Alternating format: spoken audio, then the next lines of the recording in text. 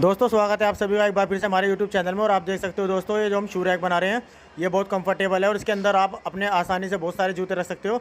ये देखिए दोस्तों, इसमें आप स्पेस की बात करें तो काफ़ी अच्छा इसमें स्पेस आपको मिल जाता है और एक के ऊपर एक इसमें शूज़ आप रख सकते हो। तो दोस्तों इसमें कम से कम आपके 15 से 20 जोड़ी जूते आराम से आ सकते हैं। तो दोस्तों अभी इसको तैयार करने के बाद हम आपको दिखाते हैं इसका फाइनली लुक कैसा आता है, क्योंकि इसके ऊपर अभी सनमाइका लगानी बाकी है, हैंडल वगैरह लगाने बाकी हैं। जैसे ये तैयार होती है दोस्तों हम आपको दिखाते हैं इसका लुक कैसा आता है। Thank you.